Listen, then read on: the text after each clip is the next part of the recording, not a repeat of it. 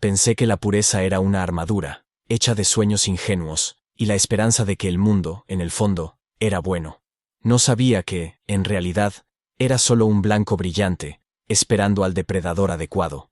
El olor a papel viejo mezclado con el suave moho de las paredes de mi minúsculo apartamento en el centro, todavía me trae la sensación de aquel tiempo. Un tiempo donde la vida sabía al amargo café instantáneo, y tenía la textura áspera del algodón gastado que usaba para dormir. Pero antes de continuar, dale a me gusta, suscríbete al canal, y comenta desde qué ciudad nos estás viendo, porque esta historia no es sobre dinero, es sobre el precio que se paga por la inocencia. Mi vida, antes de él, era un lienzo gris, pero cómodo. Yo era Laila, estudiante de Historia del Arte, de 21 años. Y mi mayor drama era conseguir pagar el alquiler sin tener que vender los libros raros que coleccionaba. Vivía en el 5º piso de un edificio antiguo, donde el ascensor chirriaba como un animal herido, y el sol de la tarde entraba por la única ventana, pintando el polvo suspendido en el aire de un dorado casi mágico. Era allí, en mi burbuja, donde cultivaba la idea de que el amor era paciente, amable y, sobre todo, igualitario. Leía sobre grandes pasiones, y esperaba algo que me quitara el aliento, pero que, al mismo tiempo, respetara mi tiempo. Yo era, a los ojos de quienes me conocían, una flor que aún no había florecido, y me gustaba la idea de que la primera persona en tocarme lo haría con reverencia. Recuerdo aquella noche específica. No llovía, pero el aire estaba pesado, cargado de ozono y el humo de 1000 tubos de escape.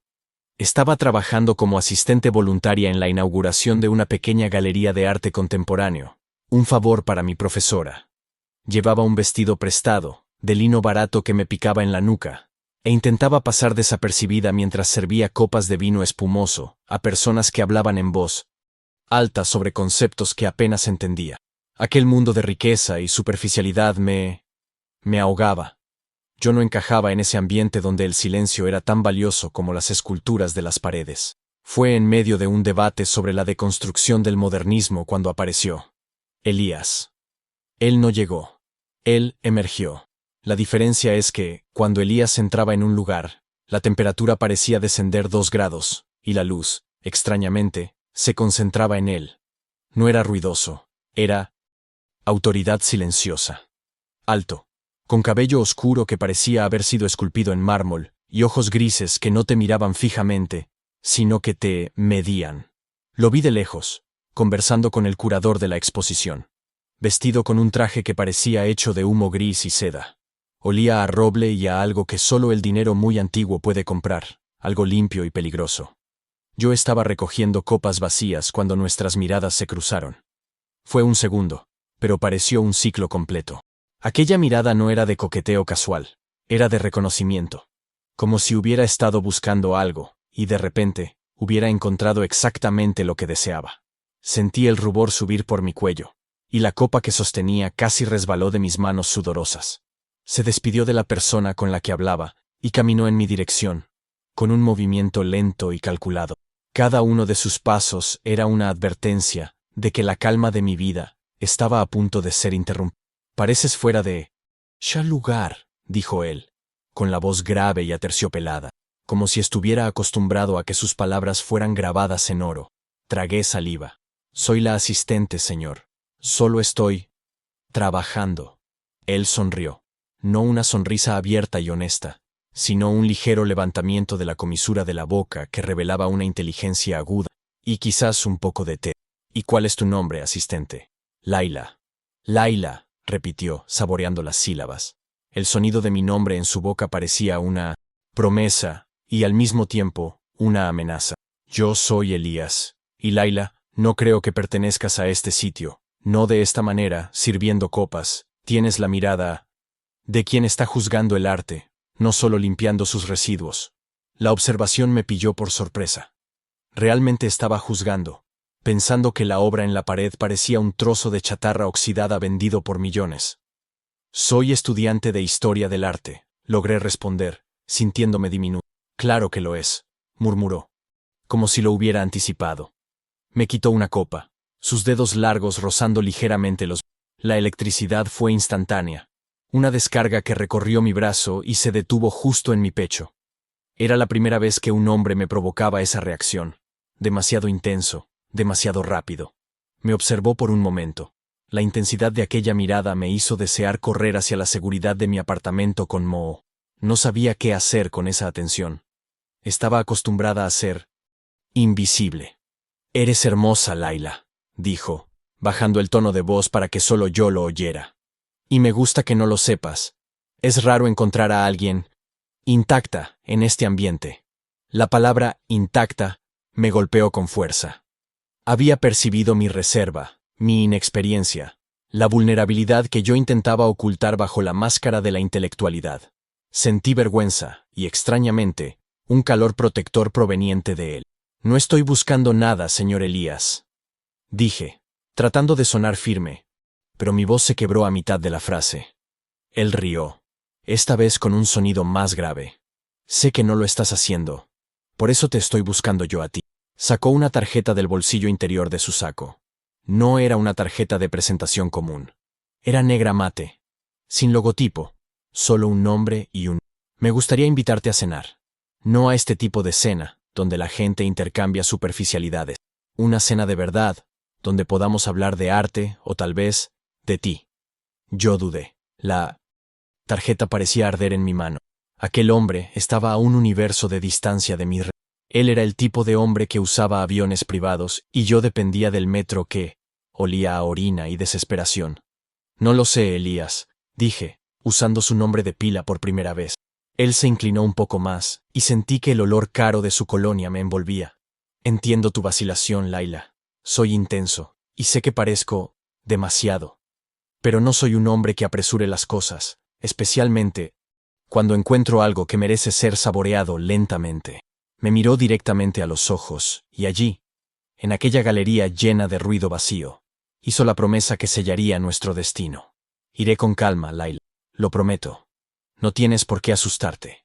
Solo quiero conocerte. Tú decides el ritmo». Y aquella frase, «iré con calma», pronunciada por el hombre más poderoso y abrumador que jamás había conocido, sonó como lo más seguro del mundo. Mi inocencia, mi pureza, mi falta de experiencia. Todo aquello que yo pensaba que era una debilidad, él lo convirtió en un tesoro. Él me había dado la llave del control, o al menos, yo creí que me la había. Me enamoré de la idea de que aquel hombre fuerte se doblegara ante mi delicadeza. Me enamoré del cuidado que prometió tener. Tomé la tarjeta. El papel era grueso, casi de metal. «Llámame», dijo sin presionar, solo afirmando. Aquella noche, mientras estaba acostada en mi colchón delgado, el olor de Elías todavía estaba impregnado en el lino barato de mi vestido. Miré la tarjeta negra sobre mi mesita de noche. La calma de mi vida había terminado, sustituida por una excitación peligrosa. No llamé inmediatamente. Esperé un día entero, solo para demostrarme a mí misma que yo estaba en control. Pero el silencio era ensordecedor. Sabía, en el fondo, que él no necesitaba llamarme. Estaba esperando, paciente, porque él sabía que yo iba a ceder. Y a la mañana siguiente, con el sol dorado iluminando el polvo de mi habitación, tomé el teléfono. Estaba a punto de entregar mi vida, mi cuerpo y mi alma al hombre que prometió ir con calma, pero que, en la verdad, ya estaba corriendo hacia la destrucción. Él fue tan cariñoso que me enamoré perdidamente de la trampa. El clic de la llamada sonó demasiado fuerte en el silencio de mi habitación. Respiré hondo, esperando que contestara el contestador automático, pero su voz llenó la línea casi instantáneamente. No era la voz profesional que esperaba. Era ronca, íntima. «Layla, sabía que llamarías». Ese tono de certeza me desarmó. Yo solo quería agradecerte la invitación», dije, sintiendo el sudor frío en las palmas de mis manos. Se rió suavemente. «¿Agradecer? Ni siquiera has aceptado aún. Queda conmigo mañana. No en tu casa, ni en un restaurante público. En el hangar. Quiero llevarte lejos del caos de la ciudad, a donde podamos respirar de verdad». Hangar. La palabra era tan surrealista como la idea de que yo, Layla Gómez, estuviera a punto de viajar en un avión privado. No sabía qué ponerme, no sabía cómo comportarme. Al día siguiente, llegué en taxi a la dirección que me envió, sintiéndome una impostora. El hangar era una catedral de metal pulido, con olor a queroseno y poder. Elías estaba allí, vestido de manera informal. Pero el cashmere gris que llevaba puesto valía más que mi alquiler de un año. Me recibió no con un apretón de manos, sino con la mano posada ligeramente en la base de mi nuca, guiándome hacia el interior de la aeronave. Ese roce, que duró solo un segundo, era la prueba de que la electricidad entre nosotros no había disminuido. «Estás preciosa», dijo, mientras me señalaba un asiento de cuero suave que parecía abrazar mi cuerpo. «No sé a dónde vamos», confesé, mirando por la ventana hacia la pista vacía. «No te preocupes por la logística. Solo relájate. La cena será sencilla.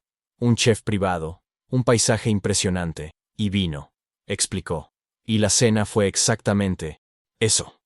Volamos durante poco más de una hora hasta una propiedad que parecía flotar sobre el océano, al borde de un acantilado. El aire era salado y limpio. El olor a el aroma a romero flotaba en la terraza. Él había montado una mesa para dos, iluminada solo por velas que hacían que el mar pareciera tinta oscura. Cumplió su promesa. Se lo tomó con calma.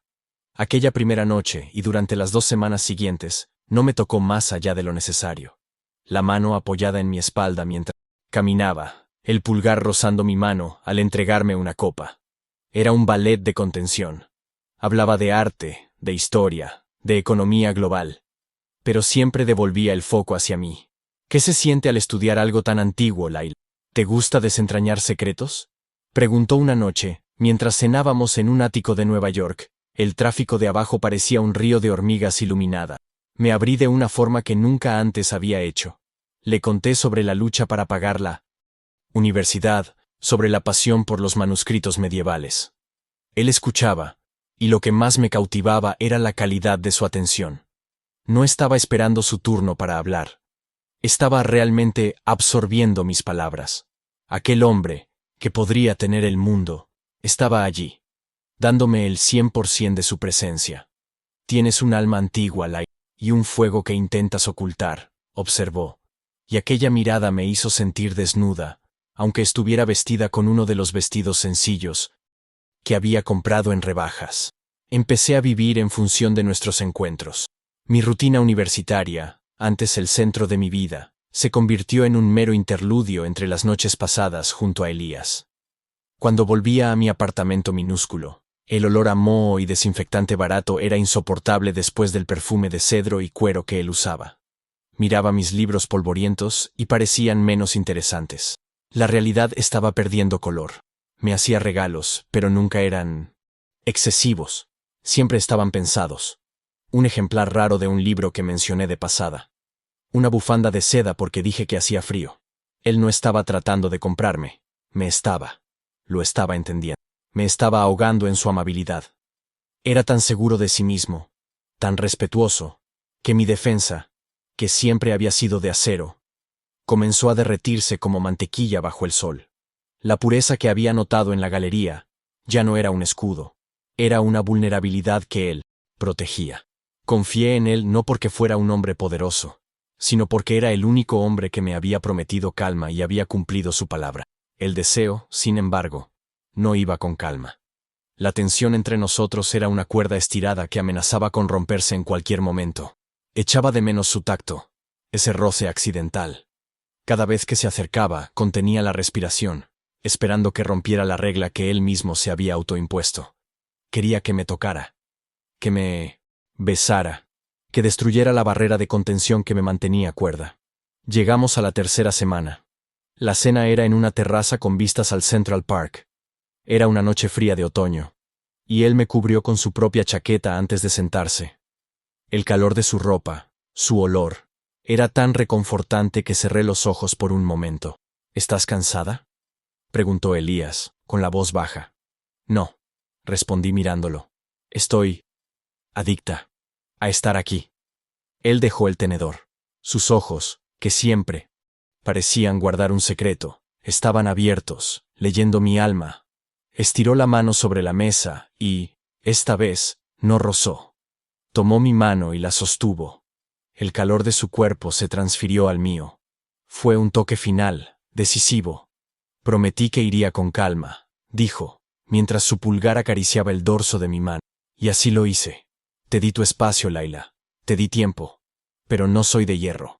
Mi corazón latió tan fuerte que parecía que iba a salirse de mi pecho y caer en el plato de porcelana.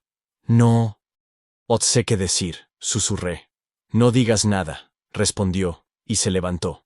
Rodeó la mesa, y la tensión se volvió casi física, espesa como la miel. Me tiró de la mano, y me puse de pie.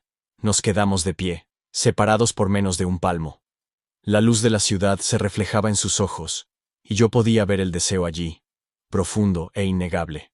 No era un deseo predatorio, era un deseo que parecía haberme esperado durante toda la vida. He esperado lo suficiente, declaró él, con voz grave. Entonces, me besó. No fue rápido ni vacilante. Fue una toma de posesión lenta y completa. Sus labios eran firmes, y me besó con la misma intensidad y atención que dedicaba a mis historias sobre el arte renacentista. El beso comenzó como una pregunta, y rápidamente se convirtió en una respuesta. La electricidad que sentí en la galería, la descarga que recorrió mi brazo, ahora se centraba en mi boca, en mi pecho, en cada célula de mi cuerpo. Era abrumador. Agarré la suave tela de su americana, apoyándome en él porque mis piernas temblaron. Cuando se apartó, sus ojos todavía permanecieron cerrados un momento, como si estuviera absorbiendo el sabor del beso. Eres mía, dijo, no como una pregunta, sino como la única verdad del universo. En ese momento, supe que ya no se trataba de ir con calma.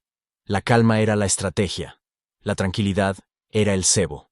Me había permitido creer que yo tenía el control, cuando, en realidad, él solo estaba esperando que me enamorara lo suficiente como para entregar las llaves de mi castillo. Y las entregué.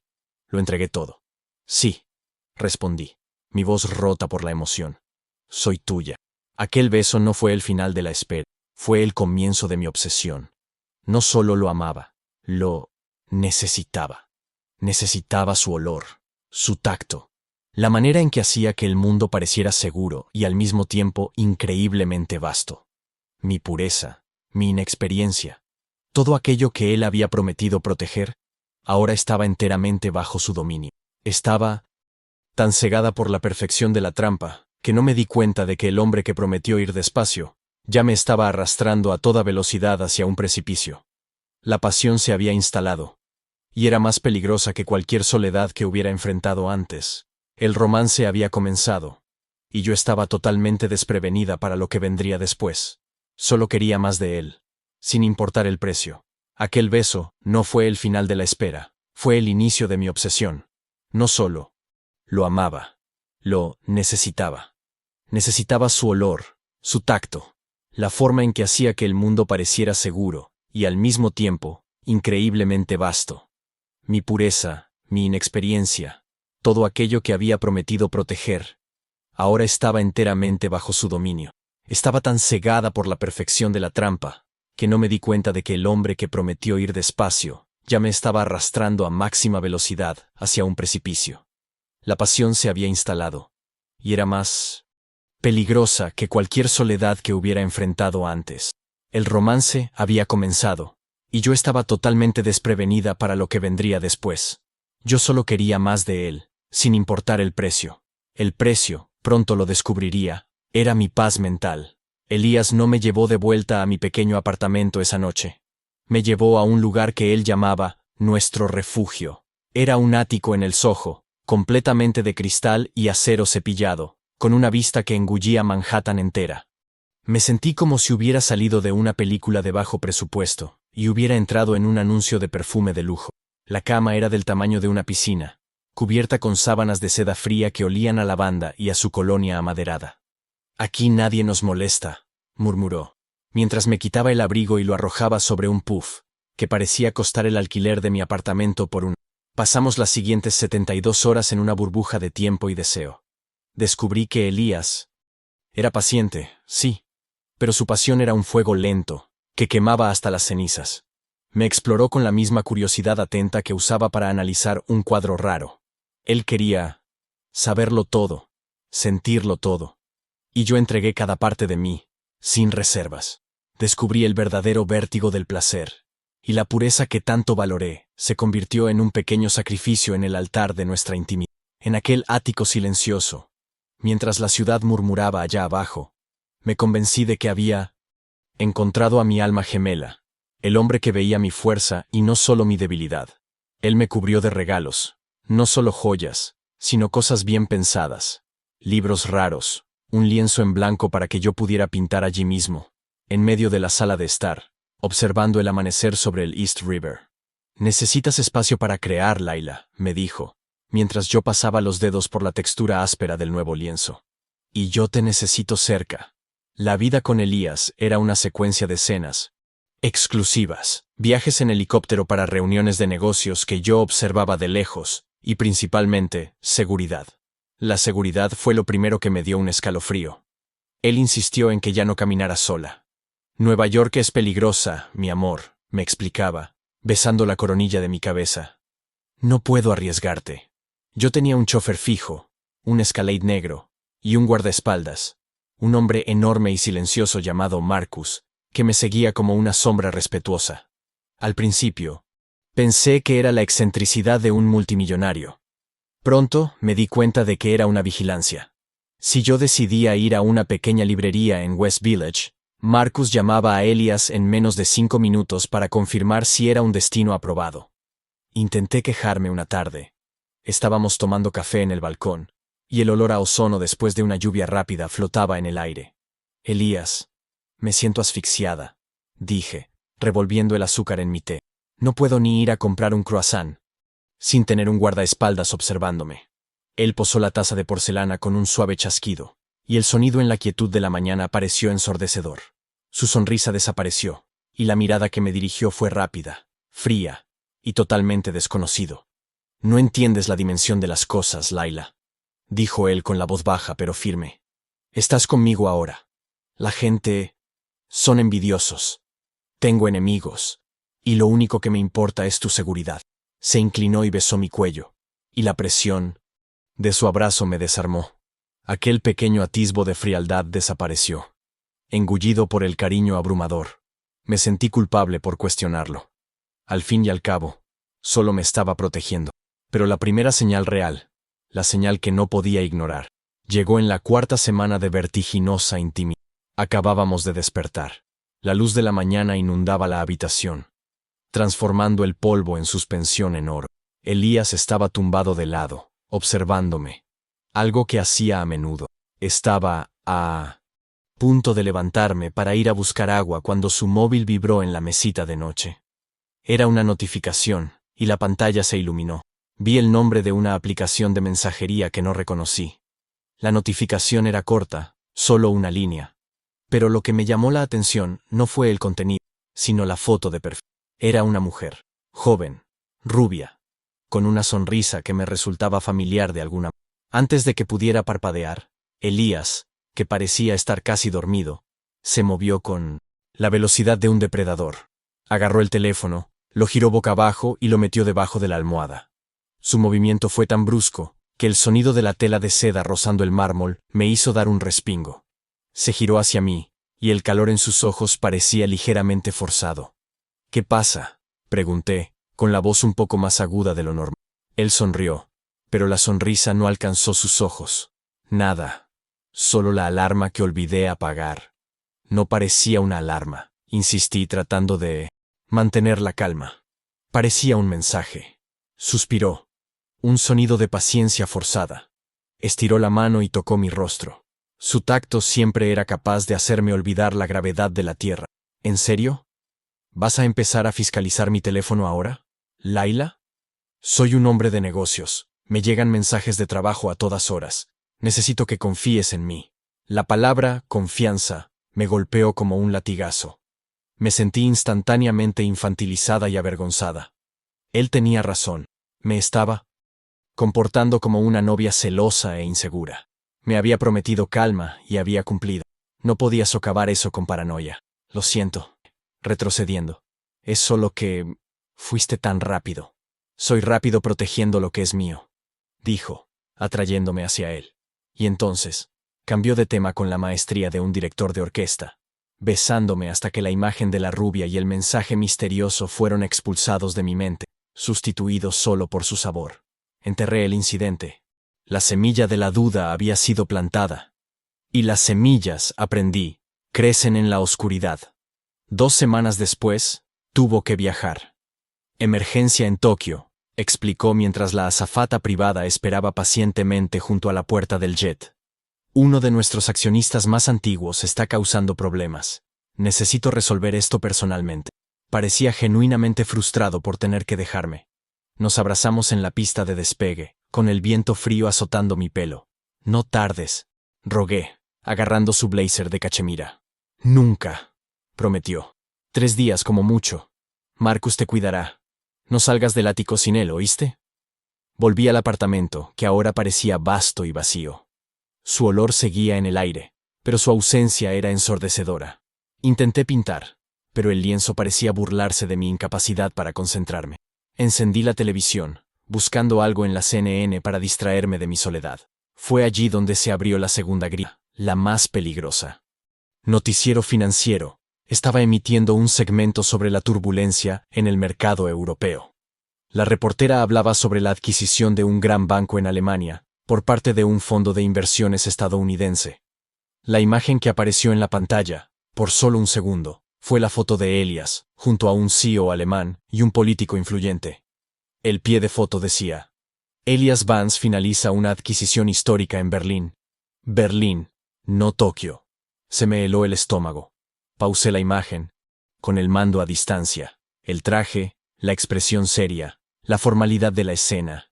El reportaje era de 12 horas atrás. Estaba en Berlín, cerrando un negocio gigantesco, un negocio que, sin duda, él sabía que iba a completarse. ¿Por qué mentir sobre la ubicación? ¿Por qué inventar una emergencia en Tokio? Me levanté y caminé por la sala. La respiración estaba atrapada en mi pecho. La mentira no era sobre una traición romántica, no lo parecía. Parecía sobre secreto, sobre control. Mintió sobre dónde estaba. El hombre que me había dado el tiempo, el espacio y la honestidad emocional para que yo me enamorara, mintió sobre el más básico de los hechos, su ubicación y su propósito. Intenté racionalizar. Quizá no quería preocuparme. Quizá Tokio era una parada intermedia, pero yo sabía que no. La mentira era limpia y directa. Pasé el resto de la noche despierta, mirando el techo de cristal, sintiendo el peso de aquella información. Me sentía como una niña que había descubierto que Papá Noel no existía, pero con apuestas mucho más altas. El hombre que yo amaba, el hombre que me prometió que iríamos despacio, era un mentiroso. Y la peor parte era que, incluso con la prueba ante mis ojos, mi primer instinto no fue huir. Mi primer instinto fue esconder la prueba y esperar a que regresara. Mi necesidad de él era más fuerte que mi dignidad. Regresó la mañana del tercer día, exactamente como lo prometió, con la puntualidad de un reloj suizo. Entró en el Linosserstosand. Ático con el abrigo echado sobre el hombro, con aspecto cansado, pero exultante. Me cogió en brazos y me dio una vuelta en el aire. Te eché de menos, Laila. Apenas pude dormir, confesó, besando mi cuello, con el olor a aeropuerto y éxito pegado a él. Me puso en el suelo y lo miré a los ojos. Estaban cansados, pero transmitían la familiar adoración que me hacía temblar. ¿El negocio de Tokio se resolvió rápidamente?, pregunté, intentando que mi voz sonara casual. Era mi única oportunidad de hacerle confesar la verdad sin tener que mostrar mis cartas. Tomó mi mano, llevándola a sus labios. Surgió una sonrisa triunfal. Fue más rápido de lo que esperaba. Ese accionista es un idiota, pero logré sortearlo. No te preocupes más por eso. El único negocio que me interesa ahora eres tú. Me besó, y la mentira aplastante sobre Tokio se solidificó entre nosotros. No iba a confesar. Estaba dispuesto a mantener la farsa, a menos que yo lo confrontara directamente. Y no tuve valor. No podía arriesgar la perfección que él había construido. Yo estaba adicta. Esa noche, acostada en sus brazos, sentí el peso de mi nueva realidad. Elías era cariñoso, atento, el amante más dedicado que yo podría imaginar. Pero él también era un maestro del control y la ilusión. Y mi obsesión por él me estaba transformando en su cómplice silenciosa. Había cambiado la soledad por la paranoia, la calma por la velocidad aterradora, y la pureza por la complicidad. Estaba en el precipicio, y no había cuerda para tirar de mí de vuelta. Solo podía rezar para que, si caía, él cayera conmigo. Pero, en el fondo, Sabía que Elias Vance siempre garantizaba un paracaídas de emergencia, y nunca lo compartía con nadie. El penthouse en Manhattan se convirtió en una jaula de oro donde bailaba para mi carcelero. Elias, con su regreso triunfal de un Tokio que nunca existió, estaba más presente y más exigente que nunca. Estaba compensando la ausencia forzada y la culpa, silenciosa con una intensidad que rozaba la sofocación. Me llenaba de regalos que parecían trampas, un collar de esmeraldas que pesaba en mi cuello como una promesa no solicitada, una invitación a París para un fin de semana que yo sabía que sería controlado. Yo sonreía, agradecía, y sentía la náusea ascender. La mentira de Berlín estaba allí, pulsando bajo la superficie de nuestro romance, transformando cada toque cariñoso en un recordatorio de que él era peligroso. Me convertí en una detective aficionada, inspeccionando los rincones de nuestro lugar. No estaba buscando pintalabios en el cuello de su camisa o mensajes de texto de otras mujeres. Yo estaba buscando el agujero de gusano que lo llevaba de Elias, el amante tierno, a Elias Vance, el depredador financiero. El jueves, tuvo una reunión por videoconferencia crucial con el equipo de Londres. Se encerró en el despacho de caoba, y yo me quedé en la sala, fingiendo leer un libro de poesía que él me había. Podía escuchar fragmentos de su voz, baja y autoritaria, a través de la puerta gruesa. La asignación de activos en el BGH debe estar terminada para finales del trimestre. No quiero ninguna resistencia por parte de los acreedores antiguos, especialmente los pequeños. Son irritantes. Acreedores antiguos, pequeños. La palabra irritantes me golpeó con una familiaridad gélida. Cuando la puerta del despacho se abrió, salió a toda prisa, con aspecto distraído. Se disculpó, diciendo que necesitaba tomar un café y regresar de inmediato. Esperé a que el ascensor se cerrara, y entonces me moví. Mi corazón golpeaba contra mis costillas, como un martilleo. El despacho olía a cuero nuevo y a cenizas de puro caro. La luz de la tarde se filtraba por las persianas, cortando el aire en cuchillas de polvo dorado. Sobre la mesa, al lado del portátil abierto, había dejado una tablet con una hoja de cálculo financiera que parecía un mapa de guerra. Me incliné sobre la pantalla. No entendí los códigos, los números de 7 dígitos o los gráficos rojos y verdes. Pero había una lista de accionistas y acreedores que serían comprados o neutralizados en la adquisición del banco alemán, el BGH. Eran cientos de nombres. Deslicé la pantalla rápidamente, buscando alguna pista. Cualquier cosa que hiciera que mi estómago dejara de retorcerse. Y fue allí, al final de la lista, bajo la sección de Minor Holders, Pending Resolution, apareció el nombre. Pequeño. Insignificante, pero que me hizo contener la respiración. Fondo de Pensiones S.A. Cartera L.M. Laila Moraes. Mi cartera. No era mi nombre completo, pero era el código que mi madre usaba para el pequeño fondo que había creado para mí. El dinero que tanto le costó ahorrar después de que la empresa de mi padre quebrara 10 años atrás. Era el dinero que había guardado religiosamente, el dinero que representaba mi independencia, y, lo que es más importante, el trauma de una ruina financiera que me enseñó a desconfiar de cualquier cosa demasiado grande, demasiado hermosa o demasiado fácil. Yo había perdido la mayor parte en aquel entonces, quedando solo una migaja que administraba con terror. Elias Vance, el hombre que prometió ir despacio, estaba comprando y disolviendo activamente los activos que conectaban mi presente con mi pasado. Y él lo sabía. Era un genio financiero.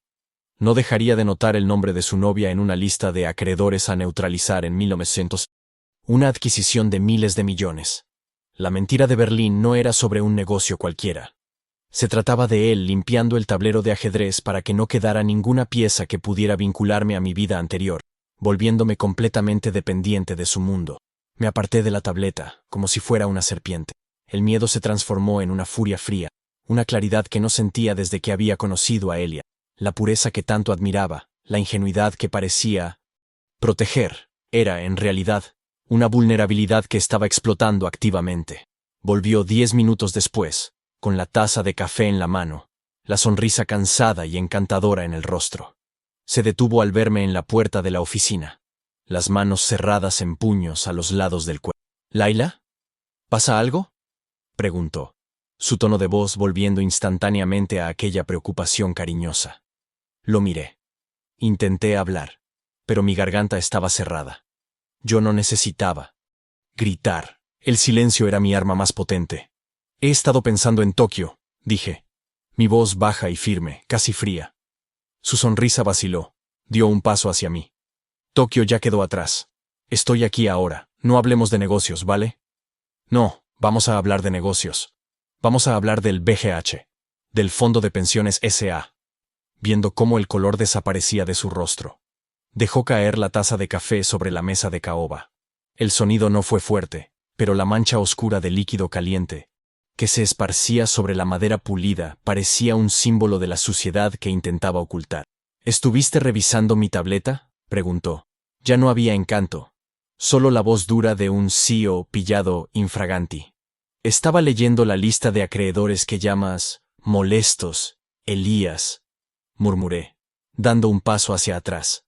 Lo sabías. Sabías que ese pequeño fondo era todo lo que yo tenía de tangible. Sabías que le tenía pavor a las grandes corporaciones. Y estabas ahí, comprando, disolviendo, convirtiéndome en una pieza de tu juego. Respiró hondo, y la transición fue inmediata.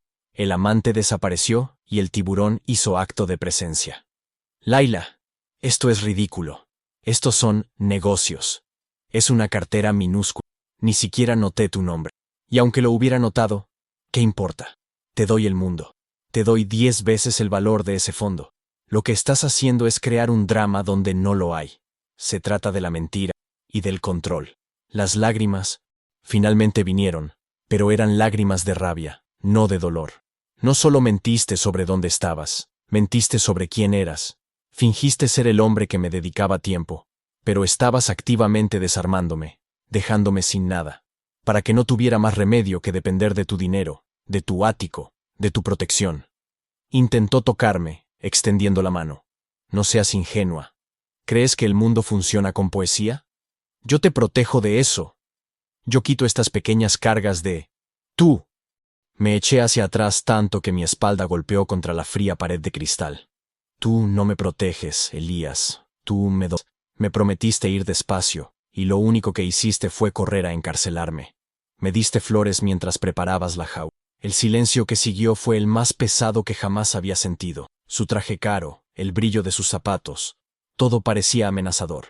¿Qué quieres que te diga?, preguntó él, agotándose la paciencia. ¿Que soy un hombre de negocios implacable? Sí, lo soy. ¿Que mentí sobre Berlín? Quizá quería evitar esta reacción melodramática tuya. Te amo. Me enamoré de tu inocencia, sí. Y quería asegurarme de que esa inocencia estuviera a salvo conmigo. Pero no libre, completé. No libre para irte. Sentí que el nudo en el pecho se deshacía. La adicción todavía estaba allí. La atracción aún era física. Pero la dignidad, aquella pequeña llama que casi había sacrificado, estaba gritando para ser salvada. No puedo hacer esto, dije, mirando al suelo. ¿Hacer qué, Laila? ¿Renunciar a todo esto por una lista de acreedores? Estás exagerando. Levanté la cabeza. Me voy, Elías. Su expresión se transformó en incredulidad, y rápidamente, en frialdad mortal. Él no estaba acostumbrado a perder. No tienes a dónde ir, dijo, la voz llena de autor. Tu apartamento está subarrendado. Tus ahorros son insignificantes. ¿Estás hablando en serio? ¿Vas a cambiar esto? Gesticuló hacia el horizonte de Nueva York. ¿Por qué? ¿Por dignidad vacía? Sí, respondí, y la palabra sonó como el primer aire puro que respiraba en meses. No puedes hacerme esto, insistió, volviendo a ser el hombre necesitado. Te amo. Tú amas lo que controlas, Elías, y yo no soy controlable. No cogí nada más que mi bolso y las llaves de casa que me había dado. La pesada esmeralda parecía burlarse de mí. Me la quité y la dejé caer sobre la mesa de caoba manchada de café. El sonido fue suave, pero al final, mientras yo caminaba hacia la puerta, él no se movió. Se quedó inmóvil en el umbral del despacho, el magnate que acababa de perder lo único que no podía comprar. Volverás, prometió, con la voz baja, casi un gruñido. Echarás de menos esto. Me echarás de menos. El mundo ahí fuera no es amable, Laila. Lo sé, dije, abriendo la puerta del ático y encarando el pasillo de mármol frío. Sé que no es amable. Por eso iré despacio. Sola, a partir de ahora. La puerta se cerró detrás de mí con un clic seco, sellando mi fuga. Estaba sin dinero, sin plan, y con el corazón destrozado. Pero por primera vez desde que lo conocí, ya no estaba en caída libre. Estaba de pie, y el suelo, aunque duro y frío, era mío.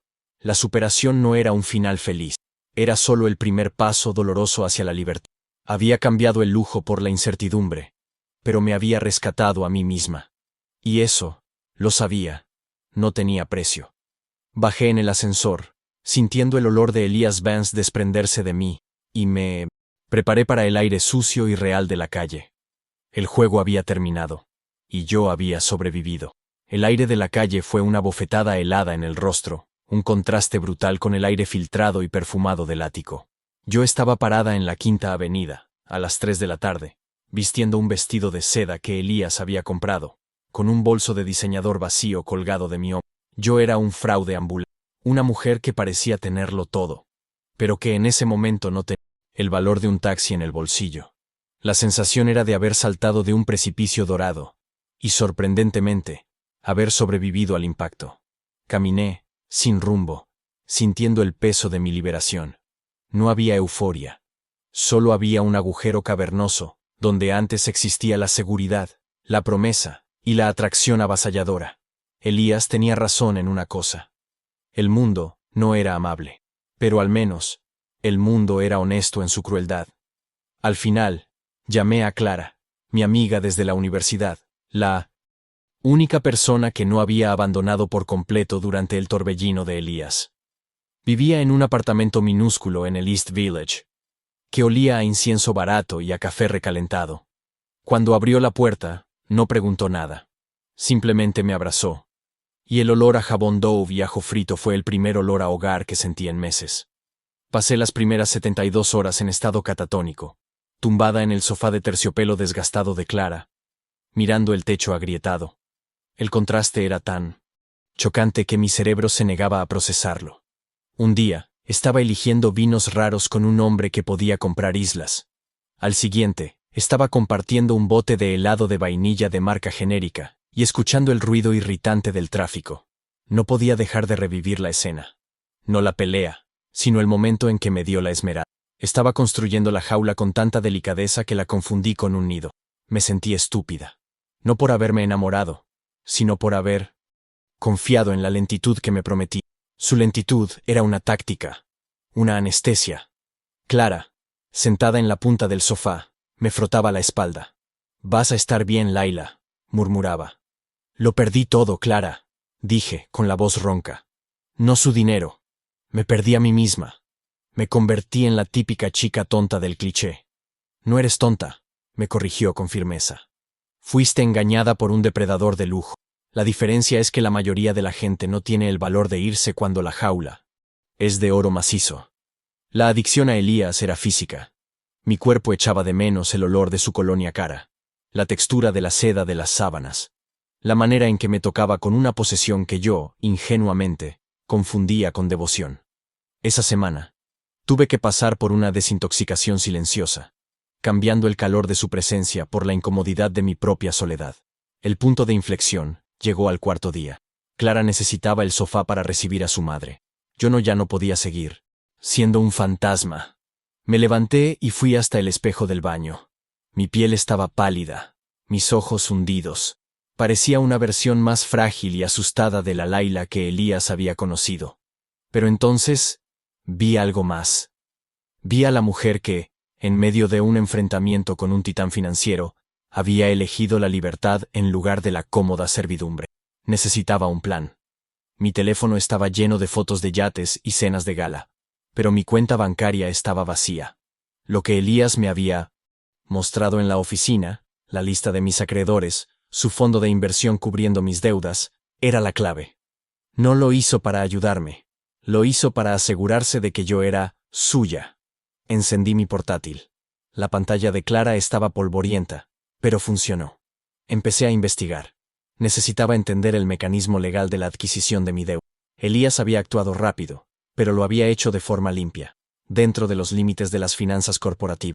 Su fondo realmente poseía mi pequeña cartera de deudas, lo que significaba que yo le debía dinero, indirectamente. La rabia me dio concentración. No iba a dejar que me viera arrastrándome de vuelta.